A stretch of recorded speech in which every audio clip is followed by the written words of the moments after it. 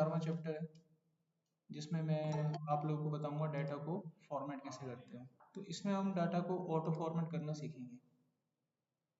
Auto format क्या होता है? मान लीजिए कोई डाटा और उसका डिज़ाइन चेंज करना है आपको, बहुत जल्दी करना है, तो आप ये तरीका फॉलो कीजिए, आपका डिज़ाइन चेंज हो जाएगा। जैसे कि ये डाटा और मेरे को इसका डिज़ाइन चेंज करना है, तो सबसे पहला काम, इसके ऊपर पुराना कोई भी डिज़ाइन है उसको हटा दो। तो क्या करेंगे, पूरे डाटा को सिलेक्ट करो, डिज़ाइन को हटाने के लिए शॉर्टकट दबाएंगे Alt+H+EF। हाँ, फॉर्मेटिंग को रिमूव करता है ये shortcut Alt+H+EF to remove the format. तो सबसे पहले क्या करना है, remove the previous format, remove the previous format from the given data set। कैसे करना है इसको, पहले कर लो select all, Ctrl+A, उसके बाद remove format करो, उसके लिए दबाओ Alt+HEF। फिर उसके बाद आप अपने डाटा को ऑटोमेटिकली फॉर्मेट कर सकते हैं जिस भी डिज़ाइन में आपको चाहिए। उसके नीचे मैंने स्टेप्स लिखे हुए हैं, 2 स्टेप और आपको फॉलो करने हैं, ठीक है। वो 2 स्टेप क्या हैं, पूरे डाटा को फिर से सिलेक्ट करो और Ctrl+T दबा दीजिए, T फॉर टाइगर, और ओके कर दो।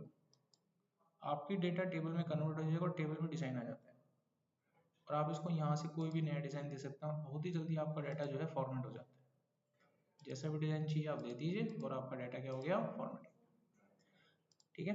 तो ज़्यादा टाइम नहीं लगता, आसानी से डिज़ाइन आपको मिल जाता है। अब इसको नॉर्मल रेंज में कन्वर्ट करना होगा। अभी ये जो डाटा है ये टेबल बन चुका है, ये नॉर्मल डाटा नहीं रहा। पहले जो ये डाटा था वो रेंज था, हम इस डाटा को फिर से रेंज में लेके जाएंगे, ठीक है। अब यहाँ देखिए, अब हम यहाँ सीखेंगे convert table data into range, ठीक है। बैक करेंगे इसको, उसके लिए क्या होता है, शॉर्टकट होता है एक Alt+JTG, ये आपको करना है। तो देखिए, मैं अगर इसको वापस लेके जाना चाहता हूँ, ये सिलेक्ट किया मैंने Alt+JTG, तो ये मेरे से पूछेगा do you want to convert table to the range, हम बोलेंगे यस। अब ये पहले की तरह नॉर्मल हो गया। तो इस तरीके से हम डाटा का डिजाइन बदल सकते हैं, ठीक है। एक बार जल्दी से प्रैक्टिस करते हैं। डाटा सेलेक्ट किया, अगर डिजाइन चेंज करना है पहले फॉर्मेटिंग हटाओ Alt+HEF, नई फॉर्मेट देने के लिए Ctrl+T, आ गया, कोई भी नया डिजाइन दो, और वापस रेंज में लाने के लिए Alt+JTG, बस 3-4 बटन दबाना और काम हो जाता है। अब किसी ने मान लीजिए आपको डिजाइन जो दिया है यहाँ पर, इसमें क्या है कि इसको बोलते हैं बैंडेड रोज, इसमें एक रो के बाद दूसरी रो आपकी डार्क है। डिजाइन किसी ने बोला कि चेंज करो, डिजाइन ऐसे चेंज करना है कि कॉलम को बैंडेड करना है, एक कॉलम को छोड़कर एक कॉलम डार्क होना चाहिए, इस तरह के डिजाइन में इसको लेकर आओ। हाँ, अब क्या करेंगे, पूरे पूरे इसको टेबल को सिलेक्ट करेंगे, वापस से फॉर्मेट हटाएंगे इसका Alt+HEF, फिर से फॉर्मेट चढ़ाएंगे Ctrl+T। जब यहाँ पर हम पहुंचेंगे तो यहाँ पर ये जो आपको दिखेगा, यहाँ पर बैंडेड रो को हटा देंगे आप, ठीक है, बैंडेड कॉलम को सिलेक्ट कर लेंगे और कोई भी नया डिजाइन चढ़ाकर अब वापस इसको Alt+JTG प्रेस करेंगे, नॉर्मल हो गया। तो इतनी जल्दी हम इसमें जो है डिजाइन बदल सकते हैं। समझ में आ गया सब कुछ? तो ये टॉपिक यहाँ पर कंप्लीट होता है। अब हमारे पास अगला टॉपिक आता है cell reference, topic number 12। Cell reference क्या होता है, देखो नोट्स में सारे आपको दूंगा, डोंट वरी, ये कल भी दिए थे मैंने आप लोगों को। सिर्फ ऐसी कोई चीज जो मैंने बोली और यहाँ पे ना लिखी हो वो आप नोट करो, ठीक है, बाकी अपना समझने पे ध्यान दो। सेल रेफरेंस का मतलब होता है address of the cell is called cell reference. जो सेल होता है उसका जो एड्रेस होता है उसी को हम सेल रेफरेंस बोलते हैं। अब सवाल आता है इसे यूज कैसे करें, क्यों यूज करते हैं इसे। इसको यूज करने का कारण है कि जब हम एक सेल को दूसरे सेल से कनेक्ट करते हैं तो हम सेल रेफरेंस यूज करेंगे। एक सेल को दूसरे से कनेक्ट करने में ये इस्तेमाल होता है, सेल रेफरेंस, ठीक है। एक्सेल में सेल रेफरेंस लगाने के 4 तरीके होते हैं, एक एक करके इनको पढ़ेंगे। सबसे पहला तरीका होता है रिलेटिव रेफरेंस, ठीक है। इसको इस तरीके से लगाया जाता है, इक्वल टू करके सिर्फ सेल का नाम लिखते हैं। सेल का नाम यही होता है A2 B2 C3 D4, तो ये आपका रिलेटिव रेफरेंस होता है। चलिए इसकी प्रैक्टिस करते हैं। तो यहाँ प्रैक्टिस करने के लिए मैं कुछ डेटा यहाँ पर जनरेट कर लेता हूँ, मैं कुछ नंबर्स यहाँ पर लिख लेता हूँ।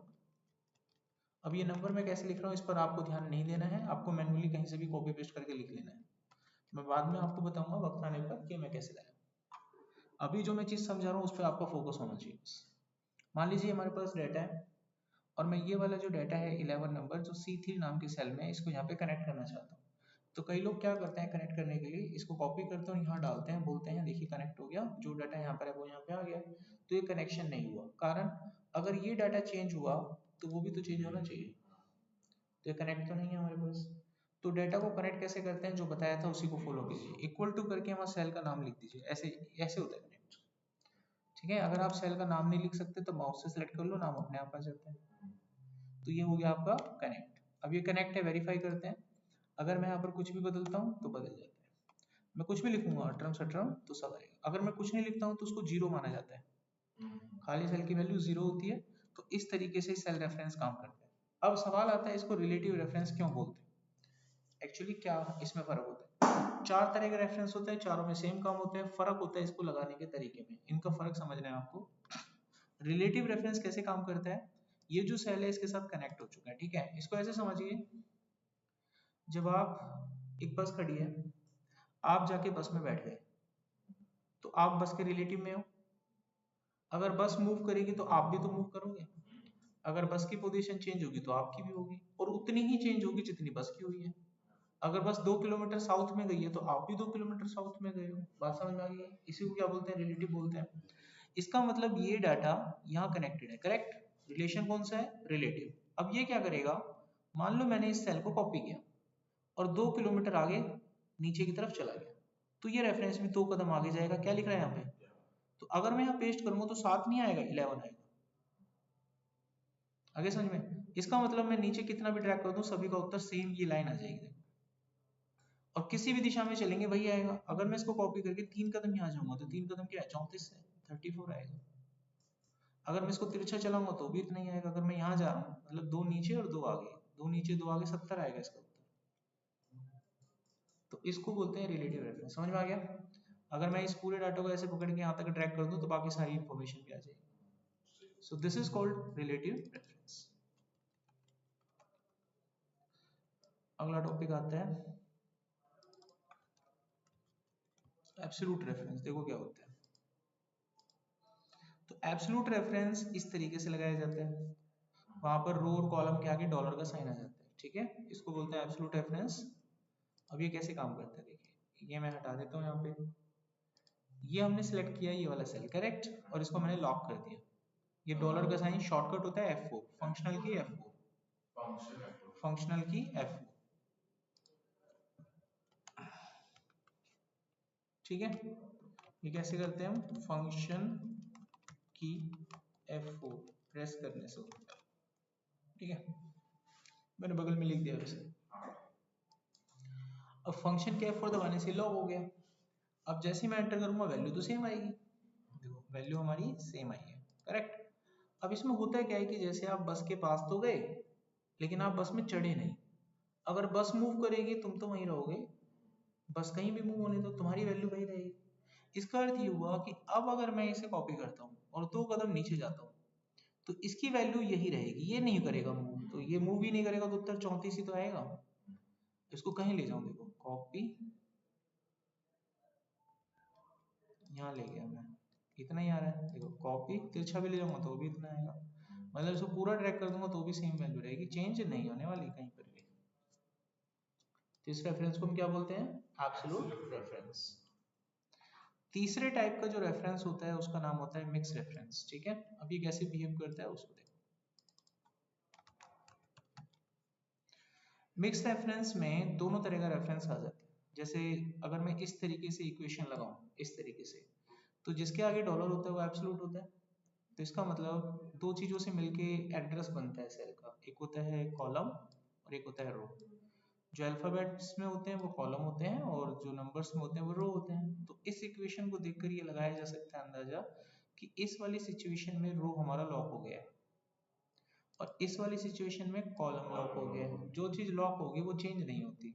ठीक है, इस चीज को ध्यान रखते हुए आगे बढ़ते हैं।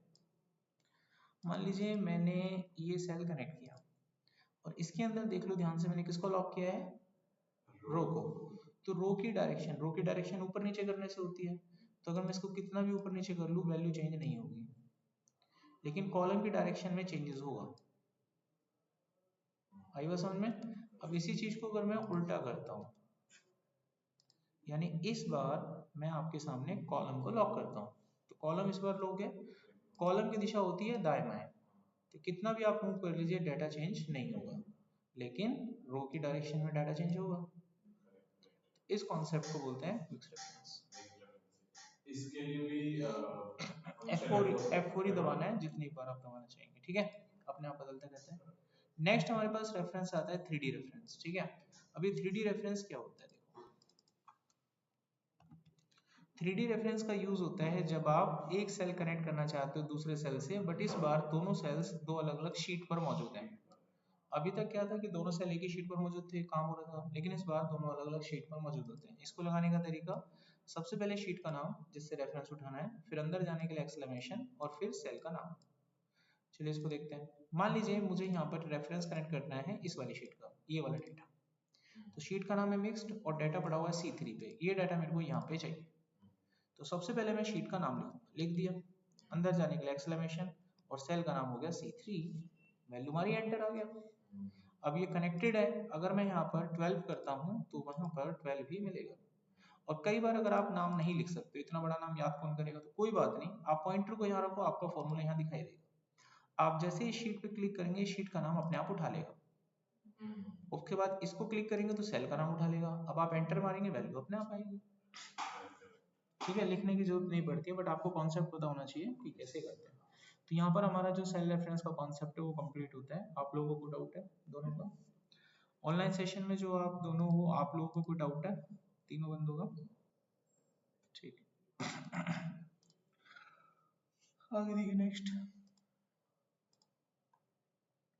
अगला टॉपिक हमारा डिफाइन नेम।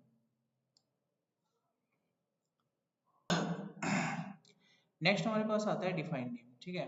डिफाइन नेम का क्या काम होता है, जब हम किसी सेल या किसी नेम की रेंज को नाम देना चाहते हैं तब इसका यूज करते हैं। कई बार क्या होता है कि हमको सेल या बड़े बड़े डाटा पे काम करना होता है, दूसरी शीट पे तीसरी शीट पे, तो उनके नाम को याद रखना बड़ा दिक्कत होता है, बार बार सेल का रेफरेंस देना भी दिक्कत करता है, तो क्यों ना हम उस पूरी रेंज को एक नाम दे दें। नाम देने से हमारा काम आसान हो जाता है। देखो ये कैसे देते हैं, ये ऑप्शन ना आपको देने का जो तरीका मिलेगा, ये कहाँ पर मिलेगा, ये आपको मिलेगा फॉर्मूला टैब में।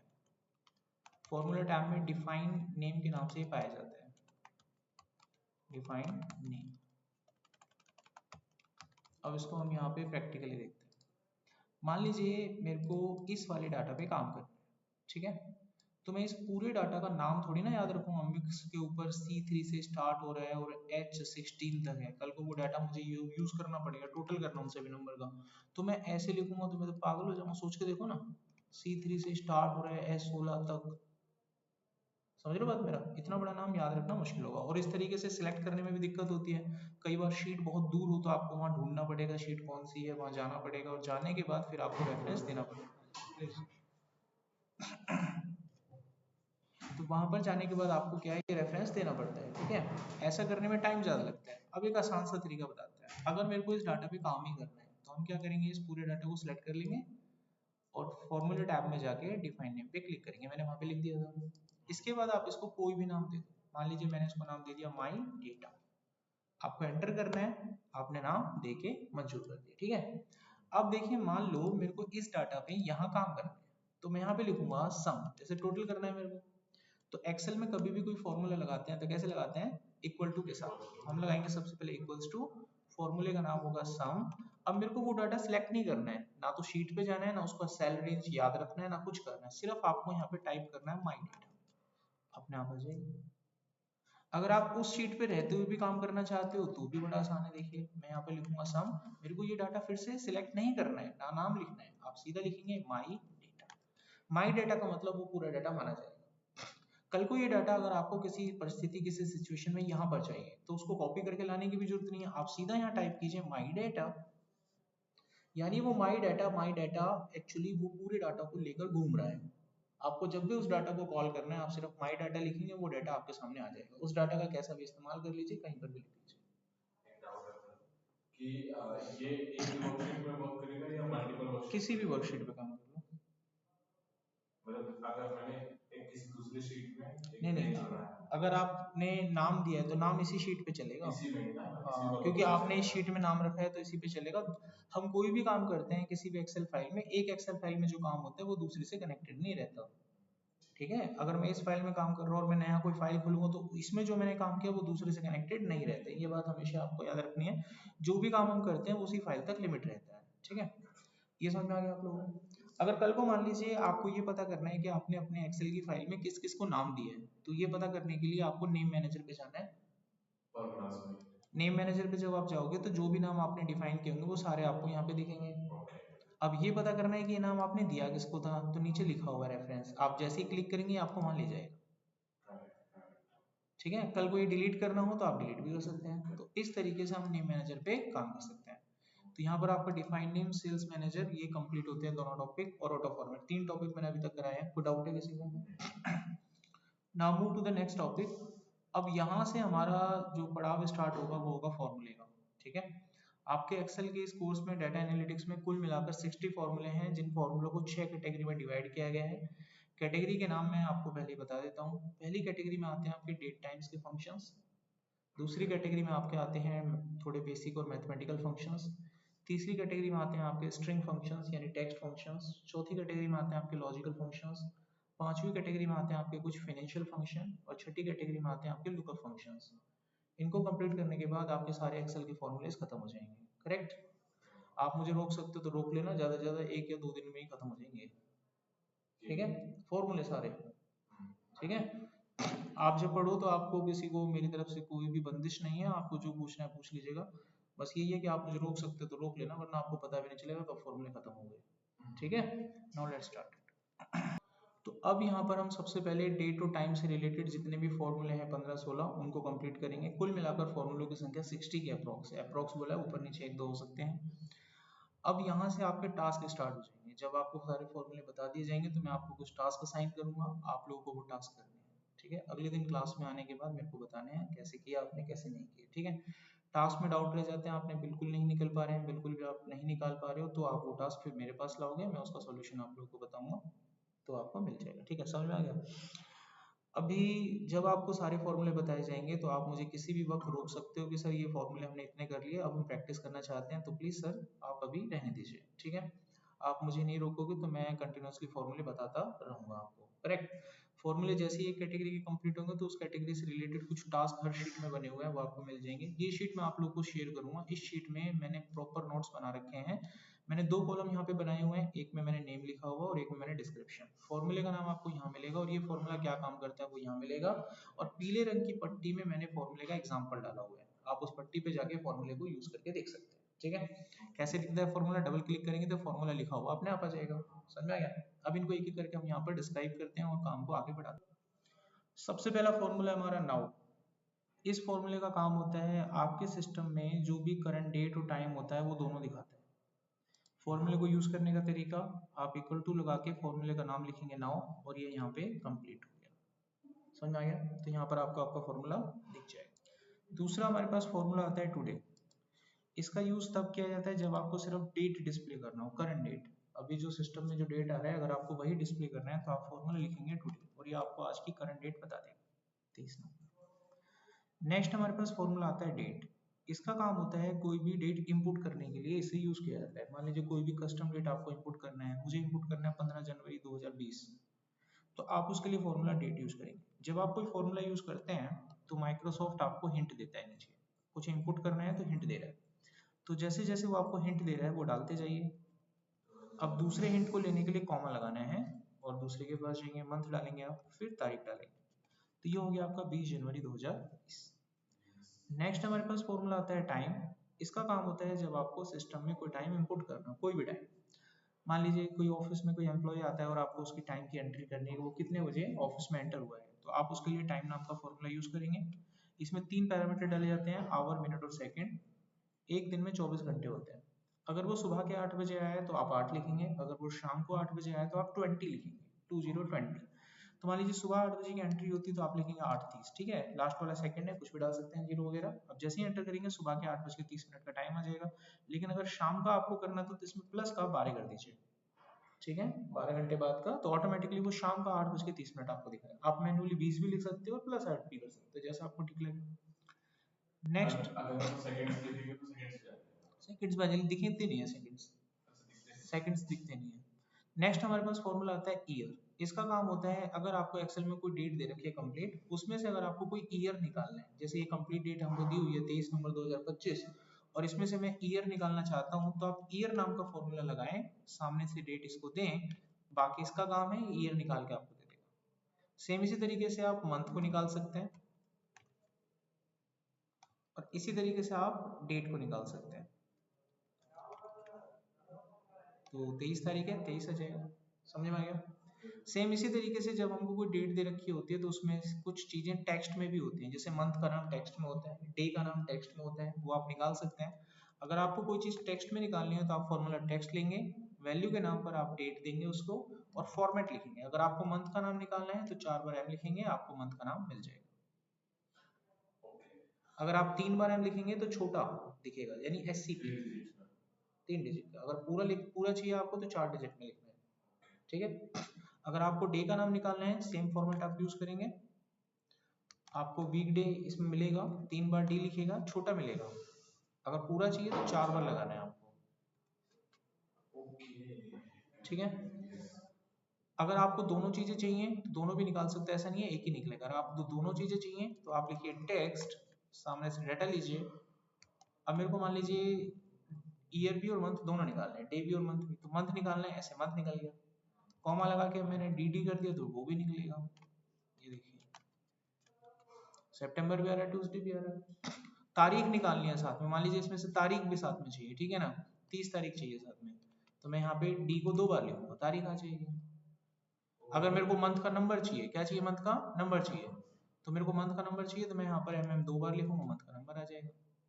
अगर मुझे ईयर चाहिए तो ईयर के लिए क्या करना होगा, आपको 4 बार वाई लिखना होगा। मान लीजिए मुझे ईयर चाहिए, 4 बार वाई लिखूंगा, मेरे को ईयर मिल जाएगा। Each and everything you can easily fetch out. तो इससे आप कोई भी डेट का फॉर्मेट अपनी तरफ से बना सकते हैं, किसी भी तरीके से। अगर आपको डेट लिखनी है तो आप लिख सकते हैं, ठीक है। नेक्स्ट हमारे पास फंक्शन आता है डेट डिफरेंस। इसका काम होता है दो डेट के बीच में डिफरेंस पता करना। यहाँ पर हमारे पास दो डेट है, 27 नवंबर 2005, 6 मई 2009। हमें इन दोनों के बीच में डिफरेंस निकालना है। जो भी डिफरेंस यहाँ पर निकाला जाएगा वो ईयर, मंथ और डे के अकॉर्डिंग होगा, ठीक है। एक दफा में एक ही निकलेगा, या तो ईयर में निकाल लो, या मंथ में निकाल लो, या डे में निकाल लो, तीनों को निकाल लो, फिर बाद में कंबाइन कर लो, ऐसा हो सकता है। तो डिफरेंस निकालने के लिए फॉर्मूला यूज होता है डेट डिफरेंस। ये आपको कोई हिंट नहीं देता, किसी की भी एक्सेल में नहीं देगा। अगर आप इसको लगाएंगे और किसी को नहीं दे रहे तो आप ये मत समझना कि मेरे में ये फंक्शन चलता नहीं है, किसी के में भी नहीं देता ये, ठीक है। आपको यहाँ पर सबसे पहले स्टार्टिंग डेट लेनी है, उसके बाद आपको रिजाइनिंग डेट लेनी है। अब जिस फॉर्मेट में आपको डिफरेंस निकालना है वो लिखना है। अगर ईयर में निकालना है तो वाई लिखिए, मंथ में निकालना है तो एम लिखिए, डेट में निकालना है तो डी लिखिए। हमने ईयर लिखा तो डिफरेंस आएगा 3 साल का, ठीक है, 3 साल का हो गया। अगर आप डे लिखेंगे यहाँ पर तो दिनों का डिफरेंस आ जाएगा, टोटल कितने दिन उन्होंने काम किया, 1256 दिन। Got it. नेक्स्ट हमारे पास फंक्शन आता है जिसका नाम है यहाँ पर डेट वैल्यू। फंक्शन का नाम क्या है हमारा, डेट वैल्यू। अब ये कैसे काम करता है इसको जरा समझ लेते हैं। देखो यहाँ पर हमारे पास जो डेट है वो अलग अलग टुकड़ों में डिवाइड है, 11 अप्रैल 2002 अलग अलग है। हम इनको कंबाइन करना चाहते हैं, ठीक है। तो इसको कंबाइन करने के लिए हमारे पास फंक्शन होता है डेट वैल्यू। ये पैरामीटर आपसे एक ही मांगता है, लेकिन हमारे पास है 3। आप तीनों पैरामीटर को एक बना के कैसे डालेंगे, सबसे पहले तारीख उठाएं और इनको अपेंड कर दें। अपेंड करने के लिए एम्परसेंड लगाएं, ठीक है। अगला पैरामीटर कब आता है, जब कॉमा लगाते हैं, खत्म हो जाता है। अभी कॉमा नहीं लगाना, ऐसे ही चलना है, एक ही पैरामीटर है। अपेंड करेंगे, ये तारीख जुड़ गई, अब इसमें मंथ को जोड़ देंगे और अब इसमें ईयर को जोड़ देंगे, तीनों मिल गए। अब जैसे ही आप एंटर करोगे तो एक वैल्यू आएगी, डेट नहीं आएगी कंप्लीट, एक वैल्यू आएगी। तो क्या आ रही है, एक वैल्यू आ रही है। अब इसको डेट में कन्वर्ट करेंगे। डेट में कन्वर्ट करने के लिए आपको कीबोर्ड से प्रेस करना है कंट्रोल शिफ्ट और 3 नंबर। क्या दबाएंगे, और 3 नंबर। जैसे मैं ये दबाऊंगा ये डेट बन जाएगा। आ गया डेट 11 अप्रैल 2000। आगे समझ में, कभी भी ऐसे आप डेट निकालना चाहे निकाल सकते हैं। ये शॉर्टकट की लिखा हुआ नहीं है, नोट्स में आप लिख सकते हैं। किसी भी नंबर को डेट में कन्वर्ट करना है तो शॉर्टकट की होता है कंट्रोल शिफ्ट और 3 नंबर। आप इसको कहीं नोटिस में डाल लीजिए। नेक्स्ट हमारे पास फंक्शन आता है एंड ऑफ द मंथ। ये भी काम का फंक्शन है। देखो कोई भी डेट आपको दे रखी है, आप उसकी लास्ट डेट निकाल सकते हैं। यहाँ देख रखा 23 नवंबर, तो इसकी लास्ट डेट क्या होगी, 30 नवंबर होगी। तो इसको कभी ऐसे निकालना हो, कोई भी डेट हो उसका लास्ट तारीख अगर आपको निकालना है, तो आपके पास फॉर्मूला होता है एंड ऑफ द मंथ। सामने से डेट लेंगे आप, ठीक है। और करंट मंथ को रिप्रेजेंट किया जाता है 0 से। करंट मंथ का मतलब अगर यहाँ जनवरी होता तो जनवरी को रिप्रेजेंट करता, फैब होता तो फैब को करता, समझ में आ गया। करंट मंथ का मतलब जो भी उसमें होगा उसको रिप्रेजेंट करेगा। तो फिलहाल अभी इसमें क्या है, तो ये किसको रिप्रेजेंट कर रहे हैं, नवंबर को। तो नवंबर की लास्ट डेट क्या हो गई, 30 तारीख। अगर मैं 0 की जगह 1 लिखता तो वो नेक्स्ट मंथ को रिप्रेजेंट कर देता, आने वाला नेक्स्ट मंथ आने वाला। और -1 कर दे तो पीछे को कर देता। आगे सर में ऐसा हम निकाल सकते हैं। नेक्स्ट हमारे पास आता है नेटवर्किंग डेज। नेटवर्किंग डेज क्या होते हैं, मान लीजिए एमएनसी कंपनीज जो होती है उसमें सैटरडे संडे का ऑफ होता है, बाकी के जो दिन होते हैं वो वर्किंग डेज होते हैं। अब इस तरीके से आपको वर्किंग डेज काउंट करने हैं। मान लीजिए आप एचआर हो और मार्च का महीना यहाँ पे लिखा होगा 1 तारीख और 31 तारीख। आपको ये पता करना है कि वर्किंग डेज कितने थे इसमें, यानी सैटरडे संडे को काउंट नहीं करना। तो इस चीज को करने के लिए आपके पास फॉर्मूला होता है नेट वर्क डेज। आप इसमें सबसे पहले स्टार्टिंग डेट लेंगे, फिर आपको एंडिंग डेट लेना है, बाकी कुछ नहीं लेना। जैसे ही आप एंटर करेंगे ये आपको वर्किंग डेज बता देगा। सैटरडे संडे को ये फॉर्मूला काउंट नहीं करेगा। लेकिन मान लो अगर किसी बंदे का वीकेंड सैटरडे संडे को नहीं आता, उसका वीकेंड हो सकता है संडे को, हो सकता है मंडे को, जैसे मेरे केस में मंडे को होता है, तो मेरे वर्किंग डेज कैसे काउंट किए जाएंगे उसको निकालने के लिए मैं यहाँ पर यूज करता हूँ नीचे से, ठीक है। तो कभी भी आपको अगर वीकेंड चेंज करना है, जैसे मेरे को अपना वीकेंड चेंज करवाना है, बाय डिफॉल्ट सैटरडे संडे की जगह मैं चाहता हूँ कि भाई मंडे आ जाए, तो आप यहाँ पे फॉर्मूला यूज करेंगे नेट वर्किंग डेज इंटेलेक्चुअल, नीचे वाला फॉर्मूला। आप इसको यूज वैसे ही करेंगे, स्टार्टिंग डेट लेंगे, एंडिंग डेट लेंगे और यहाँ पर अपना वीकेंड सेलेक्ट करेंगे। हमारा वीकेंड है मंडे तो इसका कोड है 12, तो ये आगे 26 थे। तो मार्च के महीने में टोटल जो वर्किंग डेज थे वो 26 थे, मंडे को अगर काउंट ना किया जाए। यहाँ तो कोई डाउट। नेक्स्ट हमारे पास फॉर्मूला आता है जिसका नाम है वीक नंबर। अच्छा अब आप ये बताइए एक साल में टोटल कितने वीक होते हैं, 52। 52 वीक होते हैं। हमें ये पता करना है कि 23 नंबर हमारे साल का कौन सा वीक चल रहा है। जैसे टोटल 52 होते हैं तो तकरीबन ये 46वां 47वां सप्ताह चल रहा होगा, तो ये मुझे निकालना है। तो इसके लिए मैं फॉर्मूला यूज करूंगा यहाँ पर वीक नंबर, सामने से डेट लेंगे, ठीक है। अच्छा हमारा वीक शुरू कहाँ से होता है, मंडे से होता है। हमारा वीक मंडे से होता है, हमारा वीक संडे को तो वीकेंड होता है, हमारा संडे को क्या होता है, वीकेंड होता है। अपने कैलेंडर के हिसाब से समझिए हमारा वीक कहाँ से स्टार्ट होता है, तो ये तो अंग्रेजों ने बनाया है, ये तो अंग्रेजों की देन है ना। हमारा वीक कब से स्टार्ट होता है, संडे को क्या बोलते हैं हम अपने यहाँ पे, वीकेंड। वीकेंड का मतलब सप्ताह का अंत, तो शुरुआत कहाँ से हुई, मंडे से, याद रहेगा। बाकी आपकी कॉल आप कहीं से भी करिए, ऊपर कोड आ जाता है। अब हम अपने मंडे का कोड डालेंगे। एक्सेल में मंडे का कोड होता है 2, क्या होता है 2 या 21, दोनों में से कुछ भी डाल दीजिए। तो मैंने डाल दिया यहाँ पे 2 और मारा एंटर। अभी हम साल के 47वें सप्ताह में चल रहे हैं, यानी इस साल को खत्म होने में अभी 5 सप्ताह बाकी है। समझ में आ गया, अभी 5 सप्ताह इसमें बाकी हैं, यानी आगे आने वाले दिनों में आपको 5 बार मंडे और देखने को मिलेगा। अभी जो साल बच रहा है ना, इस साल में अभी 5 मंडे और बच रहे हैं, इससे ये जानकारी हमें मिली, ठीक है। 5 सप्ताह बच रहे हैं इसमें, यहाँ तो कोई डाउट। नेक्स्ट हमारे पास फॉर्मूला आता है वीक डे का। अच्छा एक सप्ताह में कितने दिन होते हैं, कितने डे होते हैं, 7 होते हैं। तो हमारे अकॉर्डिंग हमारा वीक डे पहला दिन कौन सा हुआ, और दूसरा आज क्या है, कौन सा नंबर होना चाहिए, 7। निकाल के देखें, फॉर्मूला लगाएंगे वीक डे, सामने से लेटर लेंगे। एक्सेल के केस में मंडे का कोड होता है 2, एक्सेल के केस में भी बताया था मंडे का कोड कितना होता है 2 होता है। कितना नंबर आ रहा है, क्यों आ रहा है 7, क्योंकि संडे है, हाँ अपना फर्स्ट मारा था अपने हिसाब से। एक्सेल की दुनिया में, इसकी दुनिया में मंडे दूसरा है, कैसे क्यों दूसरा है, यहाँ देखो लिस्ट में मंडे दूसरा है इसकी नजर में, इसलिए एक्सेल की दुनिया में कोड नंबर 2 चलेगा, बट अपने लिए हमें उसे 1 मारना है, 1 2 3 5। तो यहाँ पर आपके सारे डेट टाइम के फॉर्मूले कंप्लीट हो जाते हैं। मैं आपको लिस्ट एक बार रूबरू करा देता हूँ, लिस्ट में देख लो कोई फॉर्मूला रह तो नहीं गया। बाकी मैंने सारे करा ही दिए हैं, खाली आपकी वेरिफिकेशन आपकी तसल्ली के लिए मैं आपको दिखा रहा हूँ। मुझे पता है मैंने सारे करा दिए हैं, खाली आप एक बार देख लो, तसल्ली कर लो, कोई रह तो नहीं रहा फॉर्मूला।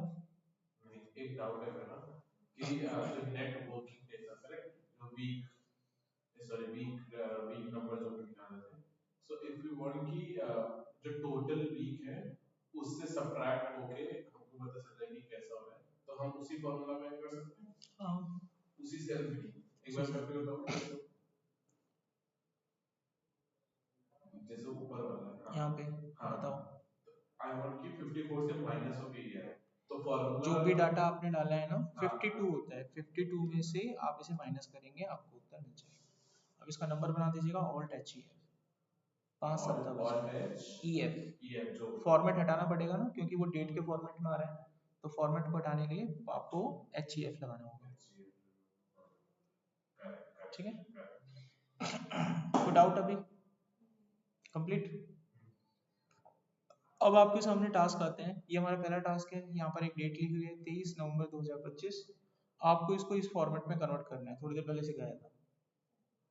ठीक है, इस फॉर्मेट में इसको क्या करना है बच्चा, कन्वर्ट करना है आपको। दूसरा टास्क है, यहाँ पर कुछ एम्प्लॉयज हैं, ये उनका इन टाइम है और आउट टाइम है, आपको इनके वर्किंग आवर्स निकालने हैं। एग्जाम्पल के रूप में एक एम्प्लॉय रात को 9:30 बजे आया, अगले दिन की शिफ्ट नाइट शिफ्ट करके सुबह 5 बजे चला गया, तो कितने घंटे उसने जॉब किया निकाल के दिखाइए। जैसे डाटा से दिख रहा है 7.5 घंटे जॉब किया है, आपको फॉर्मूले में आना चाहिए। बाकी ऐसे ही सबका निकालना है आपको। ये आपका दूसरा टास्क।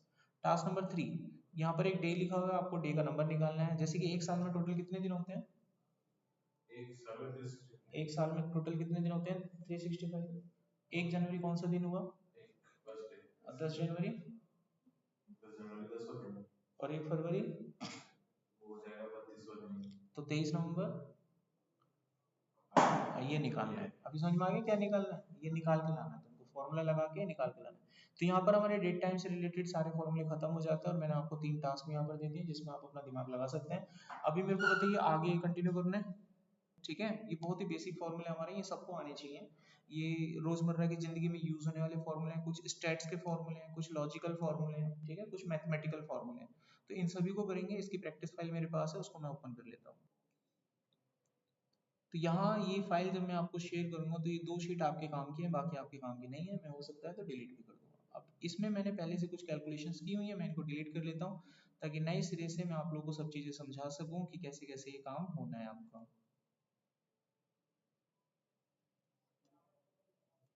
देखो भाई स्टार्ट करते हैं। यहाँ पर है हमारे पास कुछ स्टूडेंट्स का डेटा, ठीक है, ये उनका स्कोर है। हमको हर बच्चे का टोटल करना है, भाई इनके स्कोर कितने आए टोटल बताइए। तो आसान तरीका क्या है, आप सम नाम का फॉर्मूला लगा दीजिए और इन बच्चों का टोटल करना है, ये डाटा सेलेक्ट कर लो और मारो एंटर। और उसके बाद बाकी बच्चों का डाटा निकालने के लिए आप ट्रैक कर दीजिए। अब मैं आपको एक चीज और बताता हूँ, एक साथ जब आपको डाटा निकालना हो आप एक साथ सारा सेलेक्ट करो और फॉर्मूला टाइप करो, जिसका निकालना है उसका डाटा सेलेक्ट करो और अब आप कंट्रोल एंटर दबाइएगा, सब में उत्तर अपने आप आ जाएगा। अब ये इंटरव्यू में पूछा जाता है सवाल कि एंटर और कंट्रोल एंटर में क्या फर्क होता है, तो आप समझ जाइए। एक बार में आंसर निकालना है तो एंटर, और एक दफा में सारा आंसर निकालना है रेंज के अंदर तो कंट्रोल प्लस एंटर। अब निकालते हैं मैक्स वैल्यू। अगर आपको पता करना है कि राम का मैक्सिमम स्कोर कितना था, श्याम का मैक्सिमम स्कोर कितना था, तो आप यहाँ पर मैक्स नाम का फॉर्मूला यूज करेंगे। ये फॉर्मूला आपको सबसे बड़ी वैल्यू बताएगा कि जो वैल्यू सबसे बड़ी होगी वो आपके सामने आ जाएगी। एंटर किया हमने, अगर मैंने एंटर कर दिया ना तो सेल में आंसर आएगा, सिर्फ इसी में एग्जीक्यूट होगा वो देखिए। ये आमतौर पर आप लोग गलती करते हो और ये होगी आप लोगों से गलती, तो इस चीज को आप ध्यान रखना कि आपको जब एक साथ आप ज्यादा सेल सेलेक्ट करते हो, यानी रेंज जब आप सेलेक्ट करते हो, एक साथ जब हम सेल सेलेक्ट करते हैं उसको रेंज बोलते हैं ना, तो मैं टेक्निकली वर्ड बोलने से पहले 2 बार सोचता हूँ, क्या पता आपको समझ में आ रहा है कि नहीं आ रहा है, इसलिए मैं बोलता हूँ आप लोगों के सामने एक साथ सेल, जबकि ये गलत होता है। टेक्निकली उसको बोला जाएगा रेंज, ठीक है।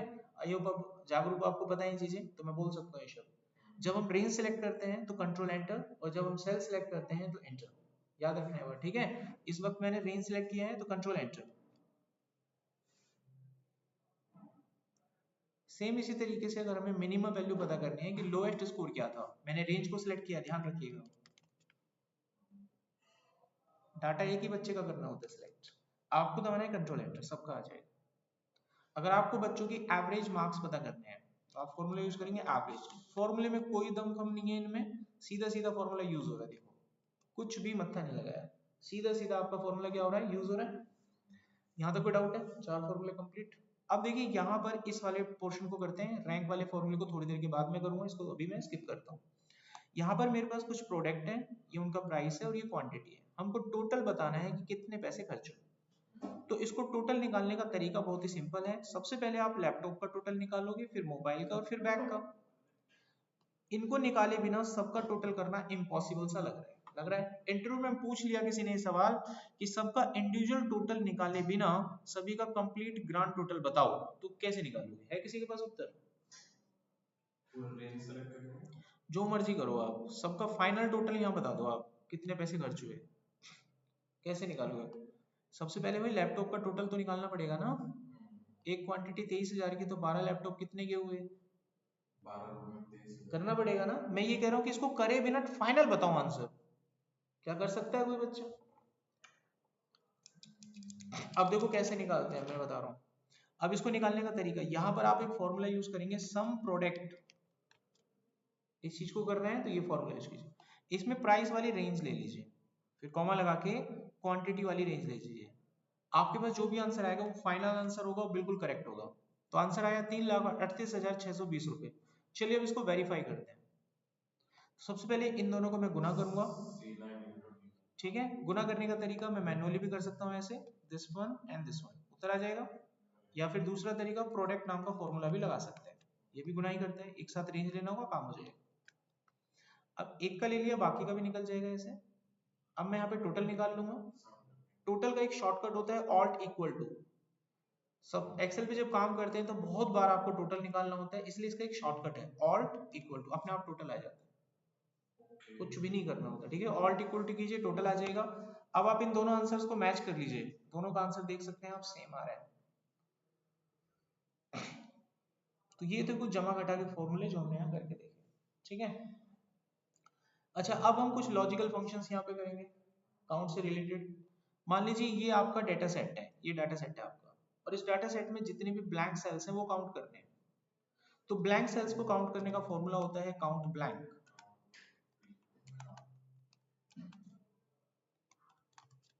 और इसमें ये जो डाटा है ये आप सिलेक्ट कर लेंगे पूरा, ये जो डाटा है इसमें ये रेंज मतलब आप पूरी सिलेक्ट कर लीजिए।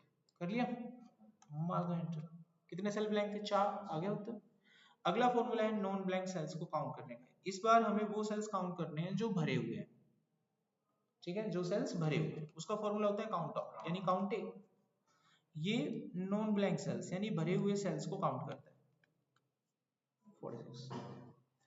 अगर आपको बोला जाए कि उन सेल्स को काउंट करो जिनमें नंबर्स हैं, न्यूमेरिक सेल्स काउंट कीजिए, तो उसके लिए फॉर्मूला होता है काउंट। काउंट नाम का फॉर्मूला केवल और केवल न्यूमेरिक सेल्स को काउंट करता है। इस बार मैं पूरे डाटा को सिलेक्ट ना करके इसको सिलेक्ट करूंगा, ताकि आप अपने माइंड में वेरिफिकेशन कर सको कि इसका उत्तर 4 आना चाहिए। अगर मैंने ये सारा कर लिया तो इतनी तेज अभी आप हो नहीं कि सबका कैलकुलेशन कर लोगे जल्दी से।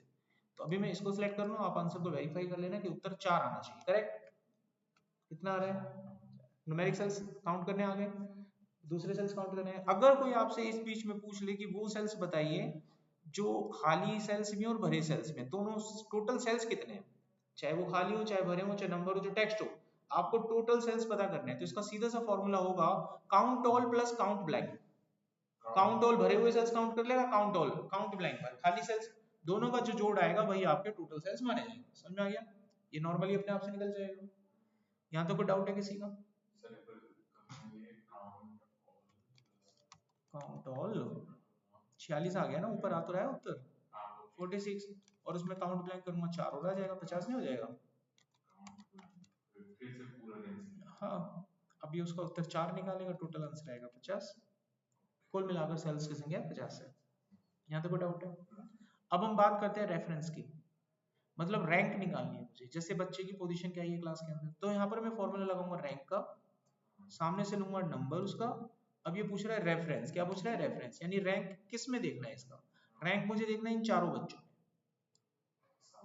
ठीक है? अब इन चारों को मैं लॉक कर दूंगा, यहाँ पे चारों को क्या कर दूंगा? लॉक कर दूंगा। अब बुद्धि लगाइए, लॉक क्यों किया? दिमाग है यहाँ खेल का। लॉक क्यों किया? जो बच्चा पहचान गया वो पढ़ाई समझ गया, और जो नहीं पहचान गया वो अभी भी लगा हुआ है।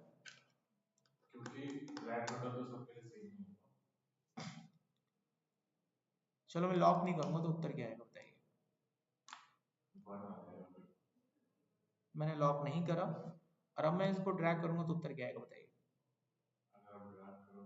यहाँ पे क्या आएगा, यहाँ क्या आएगा, यहाँ क्या आएगा बताइए? गलत, सेम नहीं आएगा। यही तो अभी थोड़ी देर पहले लॉक सिखाया था ना। आप अभी पढ़ रहे हो, समझ नहीं रहे हो। समझने के लिए जब भी मैंने बोला था पूछ करना है क्या, आपने बोला नहीं। एक बात मैं, आप कहोगे बड़ी बात बोल रहा हूँ, लेकिन एक बहुत छोटी सी बात बोल रहा हूँ, दिमाग में बैठाएगा। बहुत गहरी बात है लेकिन छोटी सी बात है, दिमाग। देखिए बेटा, यहाँ पर ये I3 और ये I3 to 6 ये रेंज हो गई, और ये तो सारी रिलेटिव है। क्या है ये? रिलेटिव। अभी थोड़ी देर पहले समझाया था आप लोगों को, समझाया था कि नहीं समझाया था? जब मैं इसको ड्रैग कर रहा हूँ तो ये ठीक आ रहा है अभी, ठीक है। ड्रैग कर रहा हूँ तो ये उत्तर आया, क्योंकि रिलेटिव है नीचे सर का, सारा डाटा नीचे गया, रेंज भी एक कदम नीचे गई।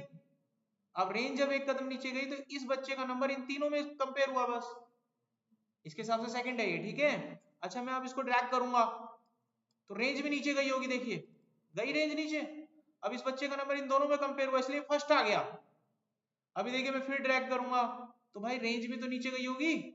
जिस दिन तुम में ये पढ़ने की कला आ जाएगी, तुम पढ़ने सीख जाओगे। रेंज जा रही है ना नीचे, रिलेटिव है, लॉक करना पड़ेगा। अब ये अकेला ही बच्चा है पूरी रेस में, इसलिए फर्स्ट आ गया, देखो वहां पे। तो इस केस में करना क्या है कि रेंज नीचे नहीं जानी चाहिए, जो रेड ब्लॉक दिख रहे हैं ना वो नीचे नहीं जाना चाहिए। हर केस में बच्चे का नंबर इन चारों में ही कंपेयर होना चाहिए। इसीलिए तो आपको बेटा रेफरेंस सिखाए थे। रेफरेंस कोई टाइम पास की चीज नहीं सिखाई गई थी, रेफरेंस सिखाए गए थे लॉजिक बनाने के लिए, लॉजिक लगाने के लिए, फॉर्मूले को सही तरीके से चलाने के लिए, लॉजिक सिखाने के लिए। तभी आप लोगों को रेफरेंस सिखाया गया था। कोई टाइम पास थोड़ी ना कर रहे थे हम वहां पे, लॉक कर लो मत करो, लॉक करो मत करो। दिमाग लगाना है आपको आगे, कहां पर लॉक होगा कहां पर लॉक नहीं होगा। क्योंकि जब हम किसी फॉर्मूले को ड्रैग करके नीचे खींचते हैं तो रेफरेंस चेंज होता है। मैंने इसके पहले जितने भी फॉर्मूले थे कहीं पर भी मैंने लॉक नहीं करा, कारण क्योंकि वो चेंज ही होना चाहिए था, चाहते ही थे हम चेंज हो, इसलिए हमने कहीं लॉक नहीं किया। लेकिन इस केस में तो हम नहीं चाहते ना चेंज हो, रेफरेंस तो किसी कीमत पे चेंज नहीं होना चाहिए। So that's why we have to put at here a lock.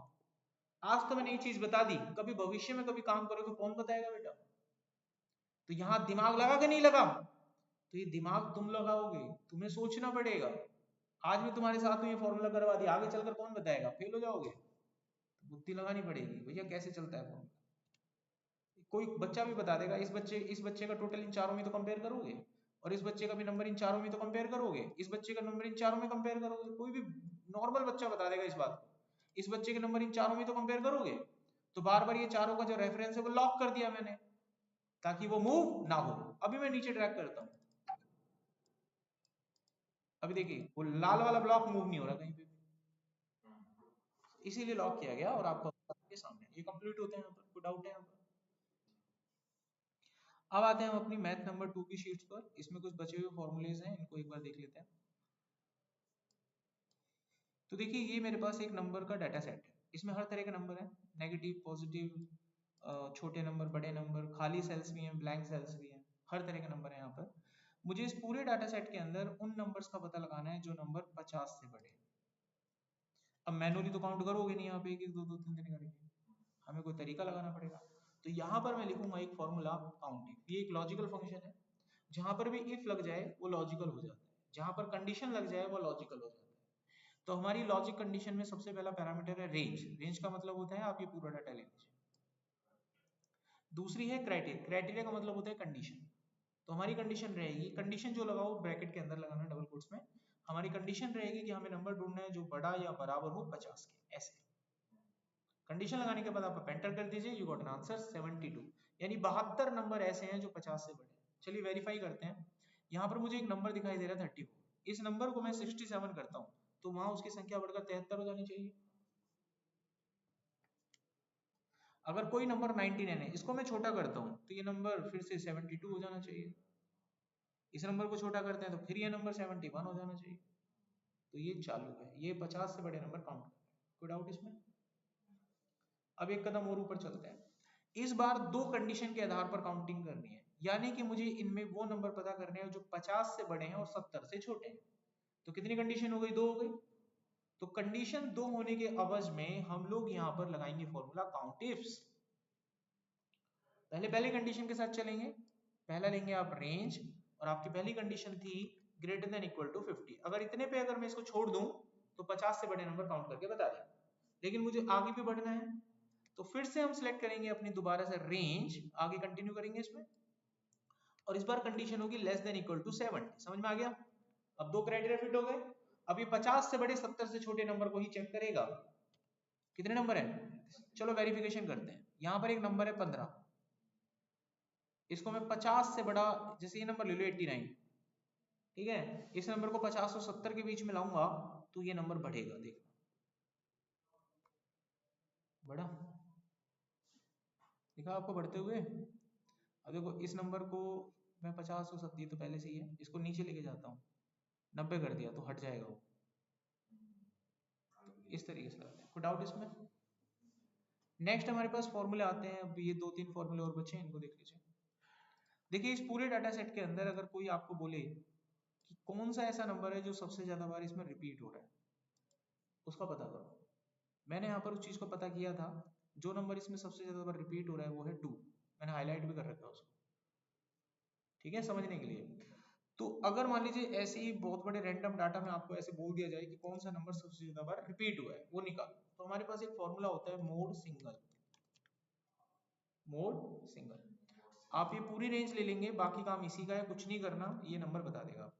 कितना आ गया, इसने तुरंत निकाल के दे दिया आपको कि दो एक ऐसा नंबर है जो सबसे ज्यादा बार यहाँ पे रिपीट हो रहा है। अब मैं एक सवाल आप लोगों से पूछता हूँ, क्या आप मुझे काउंट करके बता सकते हो कि दो कितनी बार रिपीट हो रहा है?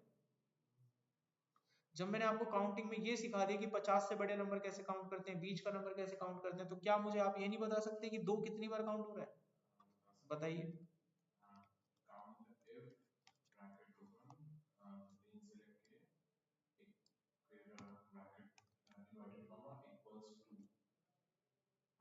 हाँ ये ठीक है, लेकिन इस बार हमारे सामने ही डाटा है तो मैं इसको सिलेक्ट कर लूंगा, लिखने की जरूरत ही नहीं।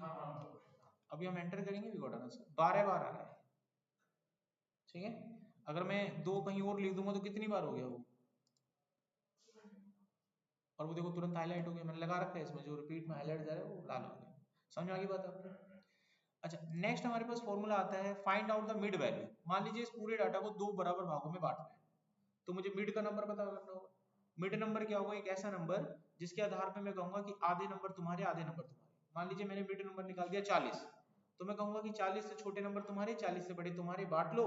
जब आप दोनों बांटोगे तो दोनों के पास आधे आधे नंबर पहुंच जाएंगे, तो उसको मिड वैल्यू बोलते हैं। उसके लिए हमारे पास यहाँ पर फॉर्मूला होता है मीडियन। आप रेंज लेंगे, बाकी इसका सिरदर्द ये सारा काम ये खुद करेगा। तो मिड वैल्यू कितनी है 38.5, यानी इससे छोटे नंबर में टीम ए को दूंगा और इससे बड़े नंबर टीम 1 को दूंगा, तो 38.5 से छोटे नंबर एक टीम उठा लेगी और बड़े नंबर एक टीम उठा लेगी, दोनों के पास आधे आधे नंबर पहुंच जाएंगे।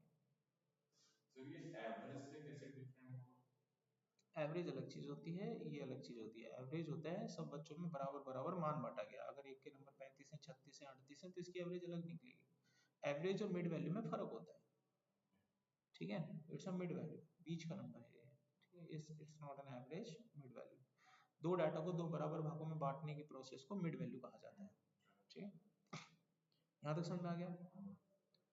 अब आता है हमारे पास एक आखिरी पॉइंट, अगर मुझे किसी नंबर का पावर निकालना है, जैसे मुझे 2 की पावर 5 निकालना है, तो 2,5 लिखो, 2 की पावर 5 होता है 32, तो किसी की पावर ऐसे निकल जाती है। 3 की पावर 4 निकालनी है, ये लो। इसी तरीके से स्क्वायर रूट निकाल सकते हैं, आप लिखेंगे स्क्वायर रूट, आप लिखा 49, तो 49 का स्क्वायर रूट होता है 7, तो किसी का भी स्क्वायर रूट आसानी से निकाला जा सकता है। आपने लिखा 81, तो इसका होता है 9। तो ये थे आपके सम थोड़े बहुत बेसिक फॉर्मूले। यहाँ तक कोई डाउट है किसी को? आप एक बार लिस्ट में वेरीफाई कर लो, कोई क्वेश्चन रह तो नहीं रहा।